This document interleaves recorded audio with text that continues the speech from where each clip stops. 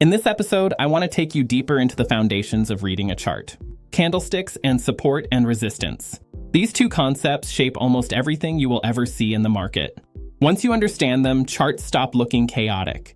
They start to feel organized, structured, and predictable.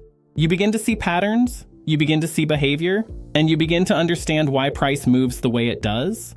Let's start with candlesticks. A candlestick is simply a snapshot of price movement during a specific period of time. It shows where price opened, where it closed, and how far it traveled in between. When you look at a chart filled with candles, you're not just looking at colors. You're looking at a timeline of decisions. A timeline of buying and selling. A timeline of confidence and hesitation. A green candle tells you buyers were in control. Price closed higher than it opened. A red candle tells you sellers were in control. Price closed lower than it opened. But the real insight comes from the shape. A candle with a long wick and a small body tells you there was a struggle. Price was pushed up, pushed down, and eventually settled somewhere in the middle. A candle with a large body and almost no wick tells you the opposite. One side dominated from start to finish. When you begin to see candles as behavior, the chart becomes alive. You start noticing moments where buyers suddenly step in with strength. You notice hesitation, you notice aggression, and you begin to understand the psychology behind every move. Now let's connect this to support and resistance. Support is a price level where buyers have stepped in before. It's an area where the market has said, this is cheap, we're willing to buy here. Resistance is the opposite. It's a level where sellers have stepped in before. An area where the market has said, this is expensive, we're willing to sell here. These levels form naturally. You'll see price fall into a zone, pause, and bounce. These reactions create visible footprints on the chart. Footprints that traders pay attention to. Support and resistance are not perfect lines. They are zones.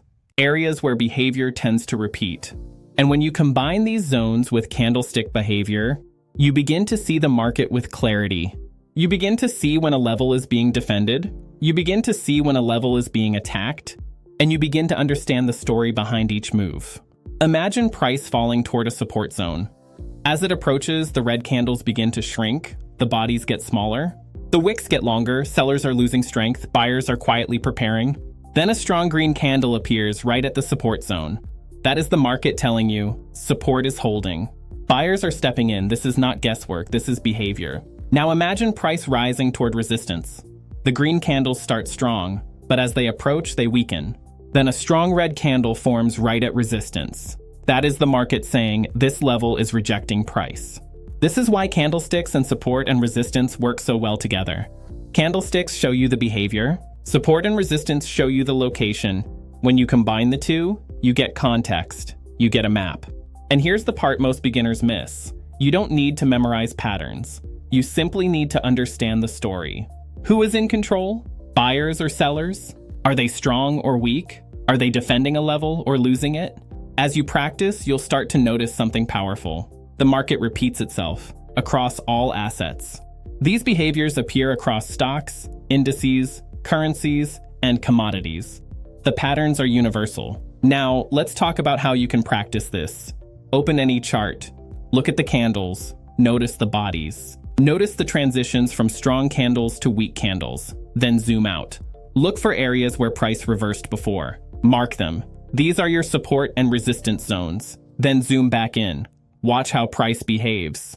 And here's your homework. Choose one stock. Identify one support zone and one resistance zone.